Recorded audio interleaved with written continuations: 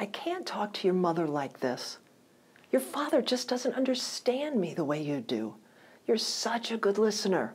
I always feel so much better when I talk to you. How do you know so much? You're so young. Look at her. She's 9. How do you think she feels when this is said to and expected of her?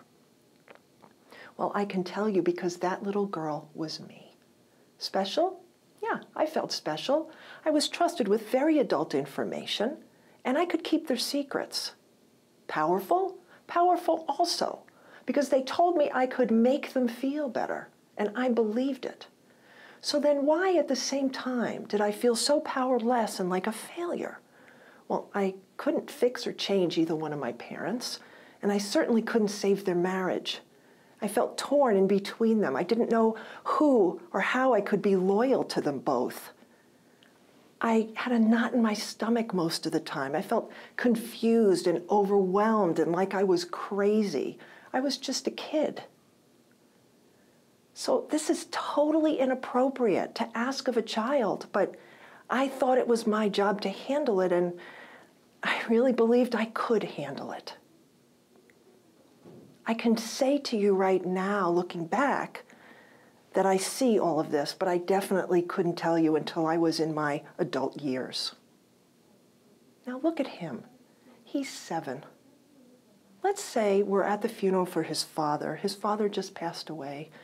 And we go up to him, we say, "Oh, Robert, I'm so sorry about your dad, but you're the man of the house now. Take care of your mother and your sisters." Do we even think about what we're saying to him and the messages we're giving him? Robert's mother starts to call him my little man and starts to rely on him to soothe and comfort her. Is he a man?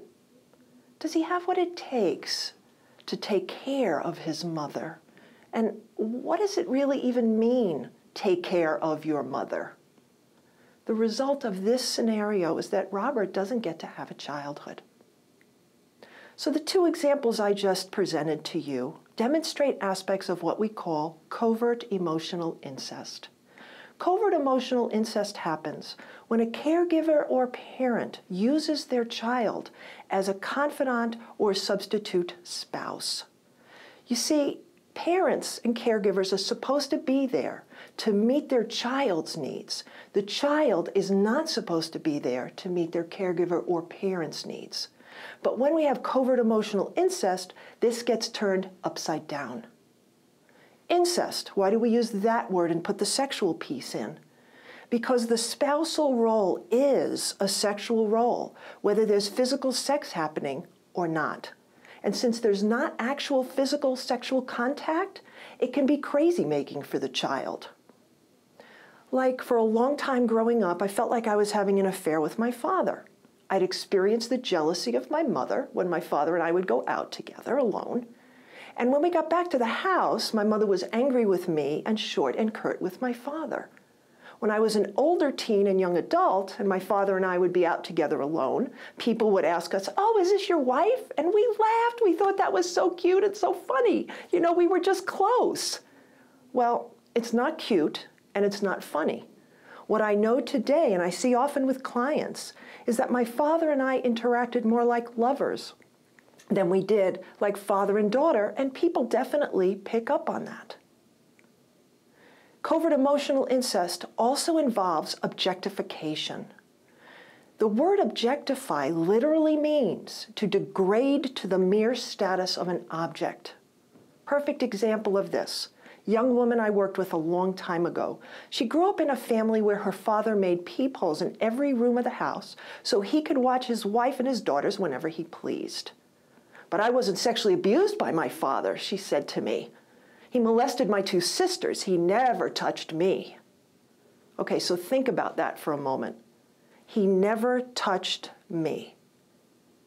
This young woman was really confused why she, like her sisters, couldn't establish or maintain an adult, healthy romantic relationship, and why she displayed symptoms of depression, anxiety, and self-blame, even though, as she reported, nothing happened to her. What she was displaying are very common signs and symptoms of the physical sexual abuse or incest survivor. Last example, Adina, 14, perfectionistic, anorexic, depressed. Like many clients I've worked with, being objectified taught me the following. 1, in order to have any worth, I had to be sexually attractive to a man and provide him with whatever he wanted. 2, in order to be sexually attractive to a man, I had to have the perfect body. And who defined that perfect body? My father. So I was very aware of being a sexual object as early as 5 years old. My mother told me I needed to go on a diet at 8. I was diagnosed with anorexia at 14, and I struggled for the next 15 years with eating disorders. I knew I was expected to welcome stares and comments from others about my body. And then there was that unwanted touch that makes you cringe, like the open, wet kiss on the mouth or a hug that's just a little bit too tight or too long. Very uncomfortable. But in my family, we were close. We were a close-knit family, so these are the things that went on. In turn, I denied feeling scared, angry, humiliated, repulsed, and I was ever the good girl, and I definitely never said no. Okay, so why is it important that we know about covert emotional incest? It's important because covert emotional incest damages the emotional, relational, and sexual development of our children. They suffer silently because in many cultures, being a confidant, substitute spouse, even objectified, is accepted or admired. It's important because this happens a lot more than we're aware of, and there is something we can do about it. I've guided many people out of the entanglement and confusion of covert emotional incest in my many years of clinical practice. The way out starts with awareness and validating that this is real and hurtful. It continues with telling the survivor directly, whether they're a child or an adult, you are not crazy and you did nothing wrong. Asking for professional help also is very essential for the survivor and for the caregiver or parent. And professional help is out there, and there's no shame in asking for it. So my hope for the survivor is that they can experience the zest of life and for life that I have been privileged to enjoy because of my healing journey. And my hope for the professional community is that we advocate for and perform research so that we continue to raise awareness of covert emotional incest. And for us as caregivers and parents, my hope is that we continue striving to meet the needs of our children by identifying our own and checking our own motives, and of course, listening to the precious voices of our kids.